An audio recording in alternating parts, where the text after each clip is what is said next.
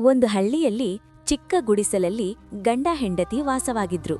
ಅವರ ಮನೆಯಲ್ಲಿ ಪ್ರೀತಿಗೆ ಕೊರತೆಯಿರಲಿಲ್ಲ. ಅವರಿಗೆ ಜಾನಕಿ ಎಂಬ ಒಂದು ಸುಂದರವಾದ ಪುಟ್ಟ ಹೆಣ್ಣುಮಗು ಇತ್ತು. ಆ ಮಗುವನ್ನು ಅವರು ತುಂಬಾ ಪ್ರೀತಿಯಿಂದ ಸಾಕುತ್ತಿದ್ದರು.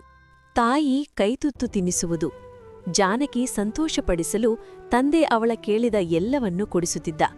ತುಂಬಾ ಪ್ರೀತಿಯಿಂದ ನೋಡಿಕೊಳ್ಳುತ್ತಿದ್ದರು. ಅವರ ಬಡ ಮನೆಯಲ್ಲೂ ಸಂತೋಷ ಮತ್ತು ಆನಂದ ತುಂಬಿತ್ತು. ಕಾಲ ಹೋದಂತೆ ಜಾನಕಿ ಮದುವೆ ವಯಸ್ಸಿಗೆ ಬಂದಳು.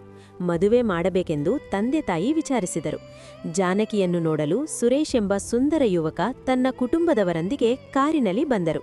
ಸುರೇಶ್ಗೆ ಜಾನಕಿ ತುಂಬಾ ಇಷ್ಟವಾದಳು. ಸ್ವಲ್ಪ ದಿನಗಳಲ್ಲೇ ಇಬ್ಬರ ಮದುವೆ ನೆರವೇರಿತು. ಜಾನಕಿಯನ್ನು ಗಂಡನ ಮನೆಗೆ ಕಳುಹಿಸುವಾಗ ತಂದೆ ತಾಯಿ ಕಣ್ಣೀರಿಟ್ಟರು. ಜಾನಕಿಯೂ ಅಳುತ್ತಾ ಕಾರಿನಲ್ಲಿ ಗಂಡನ ಮನೆಗೆ ಹೊರಟಳು. ಗಂಡನ ಮನೆ ಶ್ರೀಮಂತ ಕುಟುಂಬವಾಗಿತ್ತು. ಆರಂಭದ ಕೆಲವು ದಿನಗಳು ಎಲ್ಲವೂ ಚೆನ್ನಾಗಿತ್ತು. ಆದ್ರೆ ನಂತರ ಅತ್ತೆ, ಮಾವ ಮತ್ತು ಗಂಡ ಸಣ್ಣ ಸಣ್ಣ ತಪ್ಪುಗಳಿಗೂ ಜಾನಕಿಯನ್ನು ಹೊಡೆಯಲು ಪ್ರಾರಂಭಿಸಿದರು.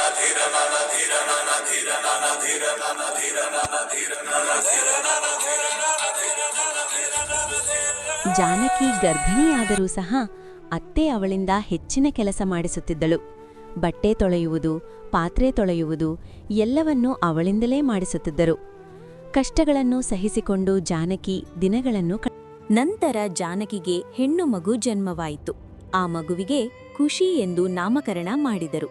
ಜಾನಕಿ ತನ್ನ ಮಗಳನ್ನು ಬಹಳ ಪ್ರೀತಿಯಿಂದ ನೋಡಿಕೊಳ್ಳುತ್ತಿದ್ದಳು. ಅವಳಿಗೆ ಓದು ಬರವಣಿಗೆ ಕಲಿಸುತ್ತಿದ್ದಳು. ಪ್ರೀತಿಯಿಂದ ಊಟ ಮಾಡಿಸುತ್ತಿದ್ದಳು. ಅತ್ತೆ, ಮಾವ ಹಾಗೂ ಗಂಡ ಎಷ್ಟೇ ಕಷ್ಟ ಕೊಟ್ಟರೂ ಮಗಳ ಮುಖ ನೋಡಿದಾಗ ಎಲ್ಲಾ ದುಃಖಗಳನ್ನು ಮರೆತು ಬಿಡುತ್ತಿದ್ದಳು. ಖುಷಿ ಒಂದು ದಿನ ತಲೆ ಸುತ್ತಿ ಮೂರ್ಛೆ ತಪ್ಪಿ ಬಿದ್ದಳು. ತಾಯಿ ಜಾನಕಿ ಗಾಬರಿಯಿಂದ ಮಗುವನ್ನು ಎತ್ತಿಕೊಂಡು ಆಸ್ಪತ್ರೆಗೆ ಓಡಿಕೊಂಡು ಹೋದಳು. ವೈದ್ಯರು ಪರಿಶೀಲಿಸಿದ ನಂತರ ಜಾನಕಿ ಮತ್ತು ಸುರೇಶ್ಗೆ ನಿಮ್ಮ ಮಗು ಬದುಕಿಲ್ಲ ಅಂತ ತಿಳಿಸಿದ್ರು.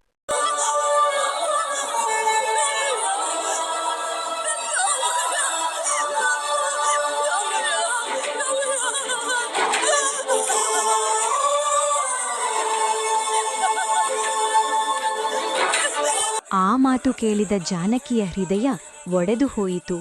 ಅಳುತ್ತಾ ದುಃಖದಲ್ಲಿ ಶವ ಸಂಸ್ಕಾರ ಮಾಡಿದಳು.